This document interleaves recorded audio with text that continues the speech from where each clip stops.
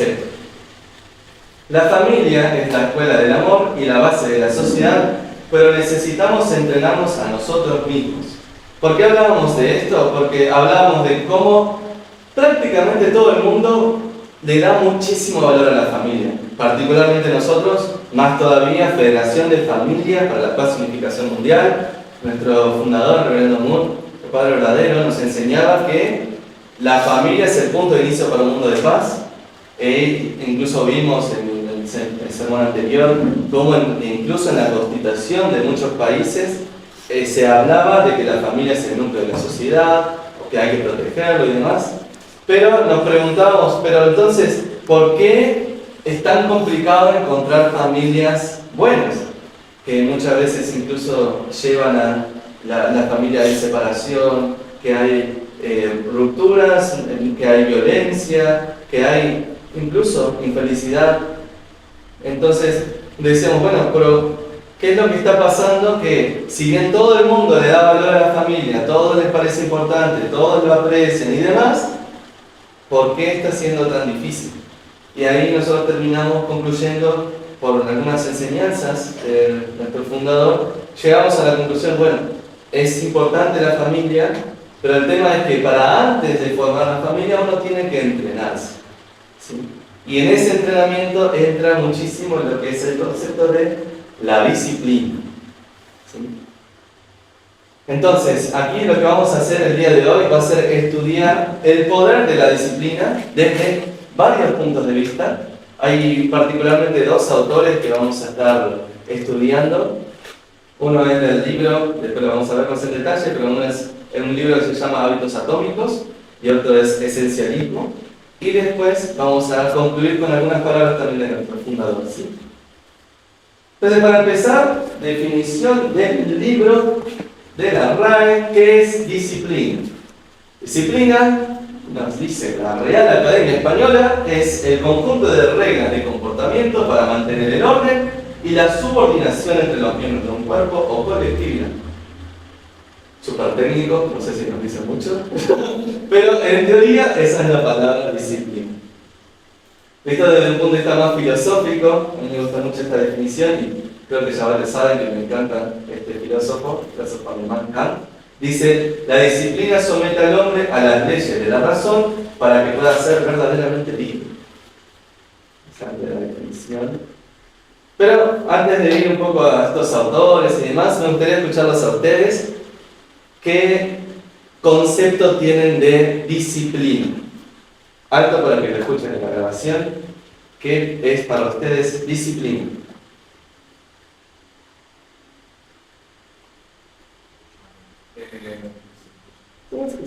En mi caso, la disciplina que siempre yo tenía asemejado, ¿no?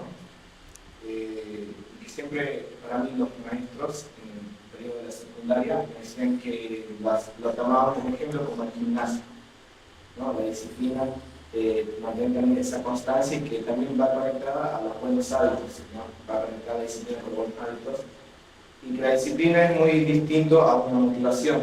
La motivación es algo momentáneo, es algo que nomás es en el momento y que no es algo a largo plazo. La disciplina es algo que uno constantemente puede mantener, a pesar que al principio puede como costar un poco, ¿no? Ser un poco más difícil, pero si uno sigue con ese ritmo, la disciplina se vuelve parte de ese hábito, se vuelve parte y se pone parte de ser uno de los buenos hábitos, ¿no? Que uno tiene constantemente y bueno, como se sabe, un buen hábito es una manera también de llevar ese crecimiento de uno. Un fuerte aplauso, gracias. Sí, ahí hay una relación muy clara entre la disciplina, los hábitos y también ese punto de la constancia, ¿no? En realidad la disciplina viene en la constancia de esos hábitos, ¿no? Que en general se necesita de la disciplina porque justamente no siempre estamos motivados para hacer esas actividades, esos hábitos o lo que sea que necesitemos hacer, ¿no? Entonces, bueno, podemos hablar entonces con un concepto común. La disciplina puede ser esa capacidad de mantener constancia en aquellas cosas, hábitos y demás que nosotros queremos practicar, ¿sí? Entonces, la pregunta acá es justamente, bueno, ¿cómo podemos tener esa disciplina? ¿Cómo podemos nosotros ser personas disciplinadas? Y después vamos a ver por qué es tan importante eso para formar una buena familia. Capaz que ustedes mismos con esa definición ya se van imaginando cuántas cosas están conectadas a la disciplina con formar una buena familia, pero vamos a ir viendo de a poco. Primero es cómo podemos convertirnos en personas disciplinadas. ¿Sí? Entonces, el primer autor que vamos a ver es justamente el autor de Hábitos Atómicos, se llama James Clear. Les aconsejo totalmente que lean este libro, es muy muy interesante. Yo busqué resumir algunos puntos súper claves. Hay cosas mucho más se pueden profundizar. Incluso tiene un libro donde hay una... Además del libro, tiene como un proceso, un flujo donde uno puede hacer seguimiento de sus hábitos y demás. Muy interesante. Pero una de las cosas más importantes que dice es pequeños cambios, grandes resultados. O, como dice en el libro, cambios pequeños, resultados extraordinarios. Los hábitos son el interés compuesto del crecimiento personal. ¿Quién conoce el concepto de interés compuesto? ¿Qué es el interés compuesto? ¿Ahí? Capaz que escucharon la típica de ¿qué prefieres? ¿$1 millón o una moneda mágica que se multiplica cada día? Capaz que escucharon eso.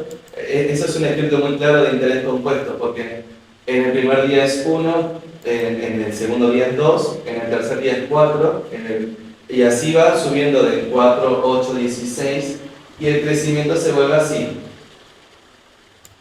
Porque después de llegar al 251.000, se convierte en 500 al día siguiente y así, ¿no? Ese es el interés compuesto. Eso se usa mucho en las inversiones, de hecho. En las inversiones se habla mucho de es la decisión, la disciplina en microdecisiones. No es necesario ser como que hacer un salto enorme, por ejemplo, bueno, no voy nunca al gimnasio, por ejemplo, y de la nada voy todos los días. Entonces me pongo esa meta, bueno, no, yo voy a ir todos los días al gimnasio. ¿Por qué? Porque está motivado. Pero después, que tiene una... Claro, es gigante, pasó de 0 a 100, a 200, a todos los días, es como que no hay un proceso, ¿no? Entonces, acá nos habla de pequeños cambios. Voy haciendo pequeñas cosas. Bueno, yo quiero llegar a esto, pero voy haciéndome pequeñas metas. No voy a hacer 100 lagartijas si antes no sé hacer 5, ¿no? No, primero voy a empezar con 7 y veo que después 7 se me hace fácil y empiezo con 20 y así voy creciendo, ¿no? No es simplemente, bueno, hago todos los días de la nada 100 lagartijas. Y claro, algunos como que esto para mí es un concepto súper importante porque en esta sociedad, en este mundo, estamos muy acostumbrados del resultado instantáneo. Es como que queremos el resultado instantáneo. Eso también la comunidad crezca así mágicamente como ¡vamos! ¡Sí! Y en realidad necesitamos de ese proceso de madurar los procesos, madurar como comunidad y normalmente los mayores resultados, piensen por ejemplo en el estudio, una carrera no dura 2 semanas, dura 4 años, 5 años, 6 años. Todo lo que hace un impacto significativo en nuestra vida se lleva mucho tiempo en gestar. ¿Sí? Esto también lo conecto con un versículo bíblico que habla así en Lucas 16:10, dice, el que es fiel en lo muy poco, también es fiel en lo más, ¿no? También en lo más es fiel. A veces nos preocupamos por el practicar o el seguir lo que parece importante y no seguimos, no mantenemos el ojo de detalle en las pequeñas cosas. Pero en realidad es al revés. Cuando alguien puede ser fiel, cuando alguien puede ser fiel a sí mismo, fiel a Dios en las pequeñas cosas, es capaz de después ser fiel en las cosas más grandes. Después hay otro consejo que me parece también es más un tema de concepto. Dice, identidad antes que resultados. Por ejemplo, no es quiero orar más, sino soy una persona que busca a Dios cada día. ¿Qué significa esto? Cambiar el concepto de hábitos como una actividad y identificarlo como una identidad de nosotros. Por ejemplo, yo soy alguien que se despierta temprano. ¿Sí? No es yo soy alguien que le cuesta levantarse temprano, pero quiero en algún momento ser capaz de levantarme temprano. No, el primer cambio que yo tengo que hacer es una cuestión de identidad dentro mío. Entonces, es convencerme a mí mismo, es tener claro es decir, yo me defino, digo, yo soy alguien que se despierta temprano. Esa es parte de mi identidad, esa es parte de mi personalidad. Y yo, como soy alguien que se levanta temprano, voy a levantarme cuando suene la alarma. Voy a hacer esto, aquello. Pero es algo que primero hay que hacer un cambio de identidad con uno mismo. Si nos... como un poco dice acá, la disciplina se fortalece cuando está ligado a quién soy. Cuando ese hábito pareciera ajeno a la identidad que uno tiene, no se siente tan dueño, o no se siente como que le cuesta más apropiarse de ese hábito. No es yo soy, no es quiero ir todos los días al gimnasio, quiero ir 3 veces por semana al gimnasio. Es yo soy alguien que hace educación física, yo soy alguien que hace ejercicio. ¿Y cómo soy alguien que hace ejercicio? Es que voy al gimnasio 3 veces por semana. ¿Sí? Esto en realidad no es como que algo, una fórmula que uno puede seguir como si fuera algo matemático práctico. Esto es un tema que cada uno tiene que hacer un cambio de concepto de sí mismo, un cambio de identidad. Pero el hacer ese cambio de identidad es lo que permite que después los hábitos sean más fáciles de seguir. Y por último, por lo menos de este libro, es diseña tu entorno. Dice, para formar un hábito debes hacer que la señal que lo desencadena sea clara y visible en tu entorno. Dicho de otra forma, el ambiente vence muchas veces a la fuerza de voluntad. Algunos ejemplos: por ejemplo, quiero dejar el hábito del celular, ¿sí? De estar en la noche viendo videitos o haciendo cositas en la noche. Bueno, entonces, primero, ese cambio de identidad. Yo soy alguien que es capaz de dejar el celular en las noches. Yo soy alguien que prioriza el buen descanso antes que la pantalla. O directamente yo soy alguien que es capaz de controlar cuánto tiempo de pantalla tengo. Tengo esa capacidad. Primero eso. Después, ok, si yo sé que tengo ese mal hábito de estar siempre así, bueno, genero no el hábito de dejar el celular, sino genero el hábito de, en la noche, dejar el celular apartado en un escritorio que esté lejos de mi cama. Ese hábito de dejar el celular lejos del escritorio, lejos de mi cama, es más sencillo que el hábito de yo tengo el celular en la mano y yo a base de fuerza de voluntad no tenerlo. ¿Se entiende la diferencia? ¿Sí? Es como que mucho más sencillo generar ese hábito. Y en ese hábito es que al final, si yo me levanto y voluntariamente voy al celular y voluntariamente me apuesto para agarrar el celular y empezar, es porque me ganó totalmente la menos falsa de voluntad es posible. O sea, es como que mucho más trabajo consciente. Yo conscientemente voy a ir en contra de mi identidad, que yo dije, soy una persona capaz de controlar, y estoy yendo contra mi identidad. Y yo digo, no.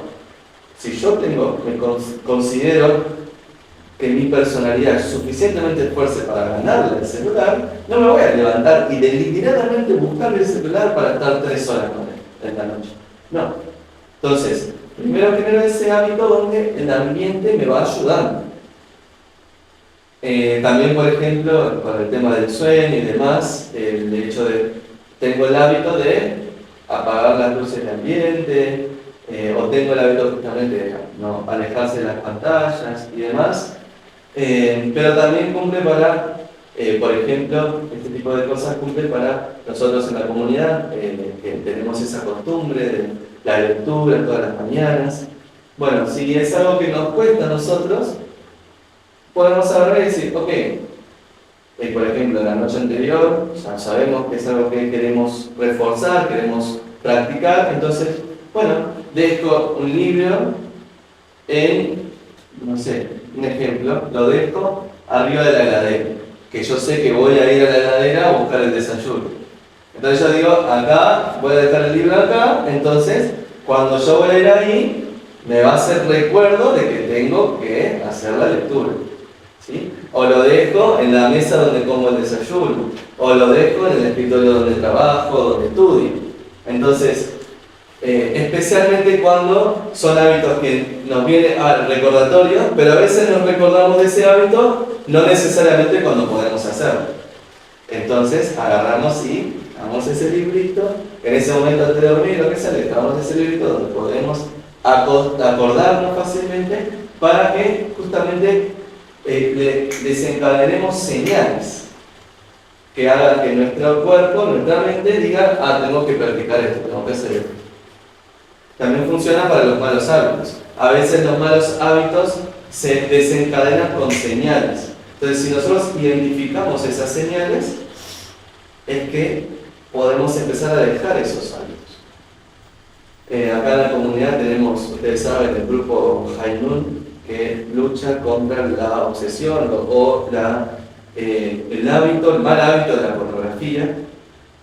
Y también habla mucho de esto, de que muchas veces uno llega a la pornografía, pero no directamente porque fue a una página pornográfica, sino que algo le despertó una cierta, como un cierto deseo, capaz una canción, un video de una canción donde se muestra mucho el cuerpo, donde se habla de contenido que relaciona con eso, y hay mucha gente que es capaz de controlar si no es que eso te va a llegar, no, pero hay ciertas personas que eso les llama la curiosidad, o les llama como que, y ahí va buscando un poquito, y después termina buscando justamente en la página pornográfica. Entonces, esas señales son las que dicen que muchas veces el entorno o el ambiente le vence a la fuerza de voluntad. Si somos capaces de controlar o de buscar trabajar a través del ambiente, muchas veces vamos a ser capaces de ir generando ese hábito. O también otro ejemplo que acá decía, buscar un cómplice entre comillas, es decir, alguien que me ayuda a generar el hábito. Yo, por ejemplo, le puedo decir una cosa, mi amor, bueno, yo quiero generar el hábito de, por ejemplo, comer menos dulce. Yo le digo, mi amor, por favor ayúdame porque estoy comiendo demasiado dulce. Y ella va y, Víctor, parece que... Y ahí es como que le ayuda a uno a mantenerse en el hábito, incluso puede ser como practicarlo, capaz que no tanto por mí, sino porque quiero cumplir la palabra de mi cómplice, ¿no? Estos son algunos de los ejemplos que se hablan aquí en hábitos atómicos, pero son formas de poder justamente, en realidad es esta conexión, ¿no? Son herramientas, formas de conseguir estos hábitos, pero que están ligados directamente, que si estoy siendo capaz de lograr estos hábitos es porque soy disciplinado.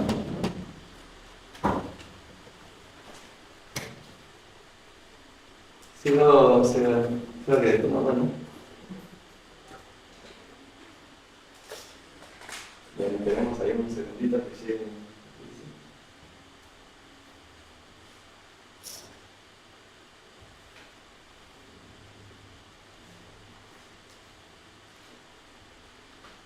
Bueno, pero que se vaya entendiendo, la intención es, vamos a hacer un pequeño repasito así, super flash, así para que ella también vaya entrando en contexto. ¿Qué tal? ¿Todo bien? Ya, vamos a hacer un repasito flash como empezamos hace unos minutos, pero así estamos todos en la misma página. Igual recién empezamos, pero simplemente así en modo de repaso.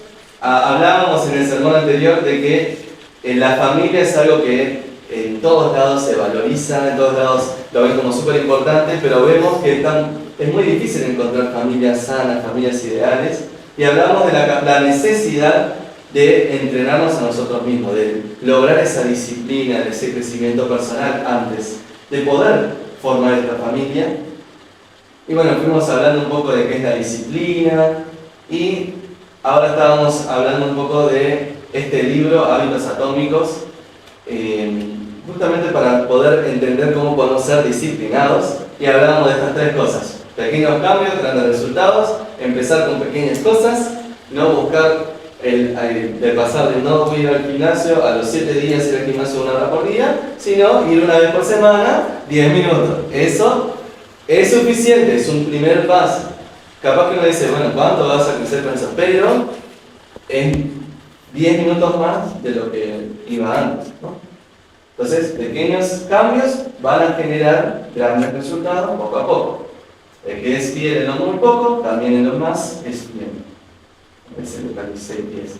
También hablamos de esto, identidad antes que resultados. Primero, no decir, no, yo soy alguien que le cuesta levantarse temprano, pero bueno, voy a ver la forma de levantarme temprano. No, es, ok, yo soy alguien que es capaz de levantarse temprano. Primero, hacer un cambio de identidad. Si yo ya me percibo como alguien que le cuesta las cosas, que le cuesta levantarse temprano, es como que ya se vuelve parte de mi identidad, y cambiar es como que simplemente siendo yo, aceptando esa identidad con una alarma, no voy a ser capaz de ganarla en mi identidad.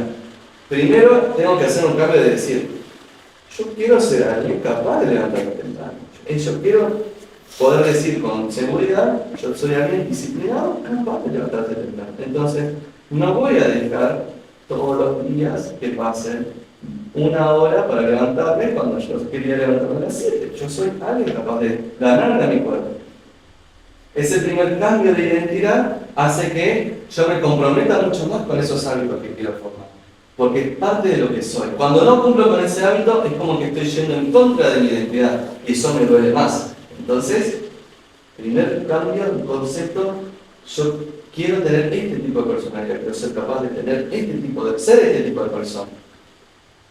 Y después hablábamos de diseñar tu entorno, buscar acomodar ciertas costumbres, hábitos que no son tan complejos, pero ayudan en el ambiente. Por ejemplo, damos el ejemplo de, en vez de querer sacarme el hábito de estar todo el tiempo con el celular en la noche, bueno, capaz que eso me cuesta mucho, pero sí puedo generar el hábito de, tengo una alarma a las 11, de que a las 11 lo tengo que dejar el celular en el escritorio y no lo puedo tocar.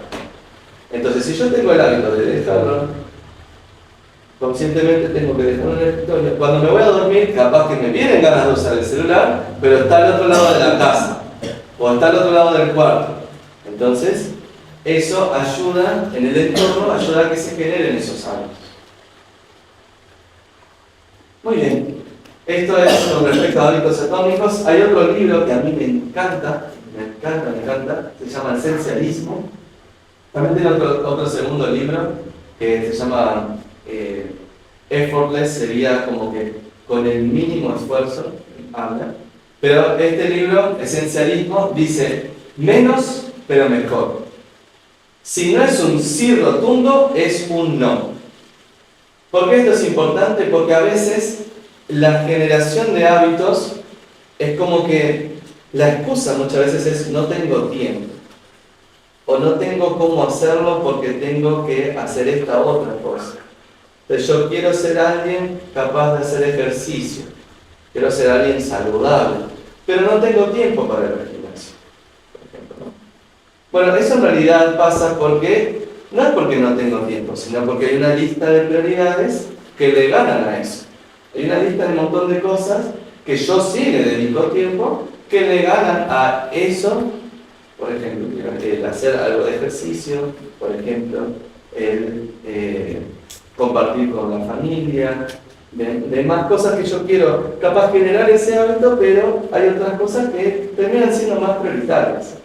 Y muchas veces esas cosas que terminan siendo prioritarias para mí, en realidad fueron impuestas por otra persona o impuestas por simplemente una cuestión social, o simplemente es algo que en realidad no quiero hacer, pero por alguna razón algo me terminó ganando en ese sentido. Hay una frase, a ver si la puse después. Ahí va. Sí, acá está muy conectado, por eso voy a pasar también acá. Bueno, dice, antes de pasar a lo siguiente, dice, la disciplina no es hacer más, sino enfocarse en lo que importa. Decir no a lo urgente para decir sí a lo esencial. Eso significa que hay veces que como siempre hay cosas urgentes, siempre hay cosas para hacer, entonces es muy fácil no darle prioridad a lo esencial. A veces puede pasar, por ejemplo, justamente con mi relación con Dios. Hay muchas cosas del mundo, o muchas cosas que suceden en mi día a día, que parecieran urgentes, pero en realidad no son importantes. Tienen ese tinte de urgencia, pero en realidad no son esenciales. Porque a veces es uno que se hace la cabeza de que es así. Pero en realidad fácilmente puede ser priorizado, y cuando es priorizado se puede encontrar la forma de que eso prioritario sí se dé. Un ejemplo puede ser, capaz, la cocina. A veces uno dice, a veces lo hablo un poco con mi esposa incluso, para que ella pueda estar un poquito más tranquila, menos preocupada con el tema de la cocina y demás. Muchas veces es factor de estrés para ella. Entonces yo le digo, por ejemplo, bueno, vamos a hacer esto, capaz que no es lo ideal, pero cocinemos una vez para hacer 3 comidas. Entonces, con eso yo tengo tiempo para lo esencial. Pero si todo el tiempo tengo que cocinar, acá nosotros en la sede, en el centro, tenemos turnos para la cocina, ¿no? Un día le toca uno, un día le toca otro, un día le toca otro, así. Pero claro, es un gran esfuerzo si todos los días cocinamos algo nuevo. Pero si logramos cocinar una vez para 3 comidas, me genera el tiempo. Entonces, algo que parece urgente, tengo que cocinar. Bueno, eso es porque siempre vivimos en la urgencia, pero si le damos prioridad a otras cosas que nos dice, bueno, esto es prioritario, esto sí o sí lo tengo que hacer, porque es esencial. Entonces tengo que acomodar el resto de las cosas para así practicar aquello que es esencial. Entonces, ¿qué es aquello que me está sacando el tiempo? Me está sacando mucho tiempo el todos los días tener que cocinar algo. Ok, vemos la forma de no tener que hacer eso todo el tiempo. Ok, cocinemos una vez para 3 comidas. O generar los turnos. No, es que no tengo tiempo. Bueno, pero paso 40 minutos lavando los platos todos los días porque los lavo siempre yo. Entonces voy con la familia, voy a dejar de lavar los platos. Necesito ayuda. Necesito que lo hagamos entre todos, porque si yo lo tengo que hacer todo el tiempo, no le puedo dedicar tiempo a lo que realmente es esencial. Si yo quiero ser alguien capaz de ir al gimnasio media hora, una vez por semana, tengo que identificar aquello que me está sacando ese tiempo. Y acá también hay otro punto que está muy conectado, que era lo que decía, la trampa del tengo que. Si no priorizas tu vida, alguien más lo hará por ti. Eso también está muy relacionado con el trabajo muchas veces, de que hay veces que se confunde, ok, mi jefe me pidió que tengo que hacer esto, y mi compañero me pidió ayuda en esto, y la otra persona, mi compañero de estudio, me pidió que hiciera esto, y yo le digo todo que sí, yo te voy a ayudar, y al final termino yo tratando de ayudar a mucha gente, pero dejo de lado lo que realmente es esencial. Creo que estaba también, señor estaba por hablar del ejemplo con Dios, ¿no? Si yo quiero ser alguien que le aparta un tiempo a Dios, tengo que ser capaz de identificar, ok, ¿es esencial para mí este tiempo para Dios? ¿Es importante? Si es importante, tengo que organizar mi entorno a base de que sí o sí eso esencial se cumple. Y si en ese entorno hay algo que está quitándome el tiempo para eso esencial, pero pareciera urgente, y yo tengo que decir, ok, ¿es realmente esencial? ¿Qué va a pasar si no le ayudo a mi compañero de trabajo con él? ¿Se va a morir? ¿No lo va a poder hacer? Es como que realmente, y muchas veces nos vamos a dar cuenta de que no es tan trágico como a veces nosotros pensamos. No es que se va a caer el mundo, no es que sea tan complicado. ¿Será que si le pido a mi hijo que lave los platos, se le va a pasar algo? Y no, estoy seguro que Juaco puede agarrar y agarrar un día y decir, bueno, Juaco, hoy es tu día donde tenés que lavar todos los platos o tenés que cocinar. Bueno, Juaco, hoy tenés que cocinar. Y no se va a caer la casa, se va a prender el fuego todo, no. Pero a veces es como que pareciera algo imposible, lo tengo que hacer yo. Si no lo hago yo, no hay solución. Y no es así. Yo tengo, por ejemplo, muy claro, si bien llaman varios servicios dominicales que lo estoy dando yo tengo muy claro de que si no lo doy yo, va a salir bien también. Así que ya estoy buscando quién va a dar el siguiente sermón, quién va a dar el siguiente contenido, ya estoy con Juan como la fin de año, ¿verdad? No, pero eso es lo que digo. Parecieran cosas que son, si no lo hago yo, es imposible. Y en realidad no es tan así. Entonces, hay que separar de lo esencial a lo que no es pareciera urgente y no lo es. O incluso esto, disciplina no es lo mismo que obligación. Pareciera que disciplina a veces es la capacidad de responder a todo que sí, o a cumplir con todas las responsabilidades que uno tiene. Y en realidad la disciplina es saber filtrar qué es lo más importante y decir que no a lo que no es importante. Entonces hay dos escenarios, ¿no? Es ese escenario donde no tengo tiempo porque lo consumo tiempo en cosas que no son nada importantes, como mucho tiempo de videojuego, mucho tiempo en el celular, mucho tiempo con la televisión. Son cosas que claramente no son importantes y que nos sacan de las cosas que son esenciales. Pero también pasa de que son cosas que aparentemente son importantes, pero no necesariamente son esenciales. Saber diferenciar entre esas dos es clave para lograr esa disciplina. Bueno, esto son como que algunas enseñanzas o algunos conceptos que a mi parecer son muy muy importantes. En realidad no están directamente ligados con una vida de fe religiosa, o sea, no es que el libro como tal, si bien son ambos creyentes, no es que tengan el contenido del libro como ser un buen seguidor de Cristo, no, es simplemente hábitos, disciplina y demás. Creo que nos ayuda muchísimo justamente en nuestra vida de fe. Estos conceptos de disciplina, estos conceptos de hábitos, estos conceptos de constancia son extremadamente importantes en la vida de fe, porque en mi relación con Dios, o en una relación con cualquier persona en realidad, yo puedo tener un muy buen tiempo de calidad con una persona una vez, pero si después yo no le presto atención, yo no le presto, como que no le brindo cierto tiempo, esa relación se va alejando, de alguna forma se va perdiendo, ¿no? Lo mismo pasa con mi relación con Dios, lo mismo pasa con mi crecimiento espiritual. Si hablábamos esto de la identidad, de hábitos y demás, lo mismo pasa con mi identidad como creyente. Si yo soy alguien que digo, yo creo en Dios, yo amo a Dios, los hábitos tienen que girar en torno a esa identidad. Y acá entra mucho, quiero como que un poco que repasemos o veamos algunas enseñanzas de nuestro fundador, Padre Verdadero, que habló bastante del tema de la disciplina, pero directamente relacionado ahora sí con la vida de fe, que nosotros llamamos vida de fe, o la vida como cristianos, como hijos de Dios. Y acá hay tres citas que me parecen extremadamente importantes de tener en cuenta. En resumen, habla de dominar el cuerpo y seguir la conciencia. Las enseñanzas de Dios se centran en la conciencia y les dicen: golpeen, golpeen, golpeen a su cuerpo, hagan lo que su cuerpo odia. La religión es el campo de entrenamiento donde se suprime el deseo del cuerpo para que el cuerpo obedezca la voluntad de la mente.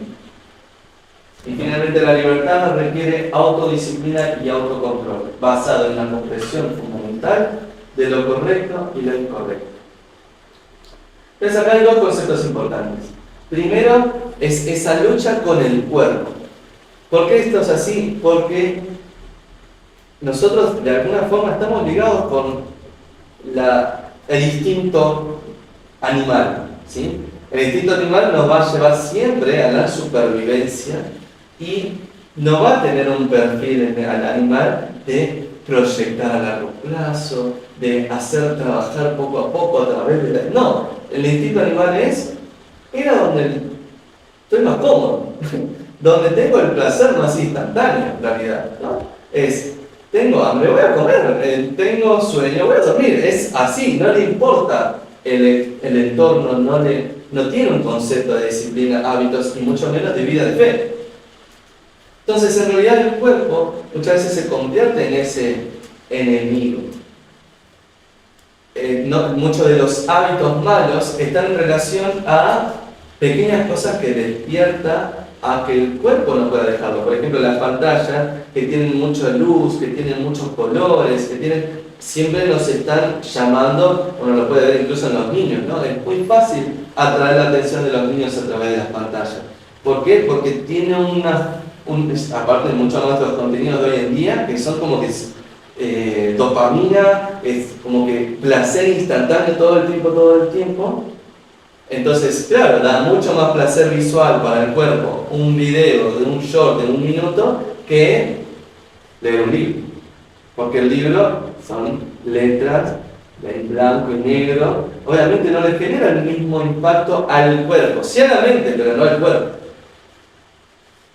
Y también sabemos que es a través de esos impulsos que muchas veces terminamos en lo que nosotros llamamos el pecado o en lo que nosotros llamamos hacer algo en contra de la voluntad de Dios, ¿no? Por ejemplo, ¿por qué se da lo que es la infidelidad? ¿Por qué se da las rupturas y demás? Especialmente cuando pareciera que hay amor entre la pareja, pero hay una de las partes que termina yéndose con otra persona. ¿Por qué pasa eso? Porque se priorizó el deseo carnal por encima de algo mayor, que es la familia. Entonces al final, justamente, acá empezamos a ver más claro cómo estas cosas de la disciplina terminan siendo tan importantes para formar una buena familia. Si yo no soy capaz de controlar mi cuerpo para levantarme temprano, cuando yo tengo una tentación con alguien, recibo una cierta atención, un cierto cariño de alguien del sexo opuesto, es cada vez más sencillo que yo termine cayendo, termine sucumbiendo ante esa tentación. No solamente eso, sino que cuando no logramos esos buenos hábitos, cuando le ganamos al cuerpo, nuestro cuerpo nos gana, cuando nuestro cuerpo nos gana, es más sencillo que perdamos hábitos que son más sanos para nuestra mente, nuestro cuerpo, pero que le llevan cierto sacrificio. Si no soy capaz de ganarle a mi cuerpo con la comida, por ejemplo, tampoco voy a ser capaz de generar el hábito del ejercicio, tampoco voy a ser capaz de generar el hábito de leer, aunque sea un párrafo de contenido de la palabra de Dios. Y después empieza a ser cada vez más difícil darle prioridad a ese tipo de cosas. Y cuando quiero acordar en toda la semana, ¿cuánto tiempo le puede dedicar a algo interno, a algo espiritual, y terminó siendo priorizado por la carne en realidad? Al final terminó siendo priorizado por el deseo, terminó priorizado por el sueño, por la comida, por el deseo sexual. Entonces el cuerpo, si bien hay que amar nuestro cuerpo y hay que cuidarlo, este golpeo no es literalmente golpearse, por favor, no lo entiendan así, es ir en contra de lo que la carne desea. Y cuando nosotros vamos en contra y somos capaces de controlar nuestra carne, es que podemos controlar cosas más grandes, como no controlar más sentido, sino tener control, dominio, poder amar directamente a la familia, cuidar de la familia, porque somos capaces de controlarnos a nosotros mismos. Y también hay un punto realmente muy importante acá, que es el saber discernir entre lo correcto y lo incorrecto. Uno no puede ser disciplinado y no puede realmente practicar una vida de buenos hábitos si no sabe identificar qué es lo bueno y qué es lo malo. ¿Sí? Hay veces que uno puede estar, por ejemplo, hay muchas personas que practican el hábito de la pornografía no necesariamente piensan que eso está mal. ¿Cómo? ¿Qué tiene de malo? Claro, capaz que mucha gente, al no tener una concepción de Dios, al no tener una concepción de la fidelidad y demás, no les toca tan fuerte. Pero aún así hay un montón de razones a nivel científico que nos explica por qué la pornografía está mal. Por qué ese hábito nos distorsiona totalmente el concepto del sexo opuesto, el concepto de la sexualidad, por qué al final eso nos termina distorsionando y generando decepciones cuando lo practicamos con nuestra pareja, porque idealizamos de forma que no es correcta.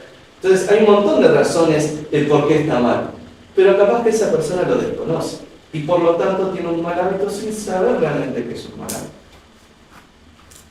Pero justamente acá, el saber, el poder discernir lo correcto y lo incorrecto es que nos permite identificar, ok, esto no lo puedo hacer, no lo tengo que hacer. Hay veces que capaz que lo entendemos, pero no sabemos muy bien por qué. Capaz que no cosas tan drásticas como la pornografía, pero sí el celular. Lo uso, veo así en las estadísticas, lo uso, como que uso 3 horas de redes sociales todos los días. Como que digo mucho, ¿no? No veo que me esté haciendo tan mal. Pero si uno hace un estudio claro, busca por qué eso está mal, hay 30.000 razones de por qué 3 horas por día está mal. ¿No? Entonces, cuando uno realmente entiende que es lo correcto y lo que no, uno es más fácil de seguir esos hábitos, de ser disciplinado con uno mismo y practicar lo que es correcto y dejar lo que es incorrecto. Por eso acá buscamos en la Federación de Familias la educación. El concepto de educación es lo que realmente va a cambiar el mundo. Porque yo puedo, por ejemplo, tratar de resolver temporalmente la situación de mucha gente. Yo puedo agarrar y decir, bueno, vamos todos los días a darle de comer a la gente que está en la calle. Y vamos a buscar todos los días reciclar. Y todas esas cosas son muy buenas. Pero si no hay educación, eso se va a mantener así igual. No va a cambiar nada.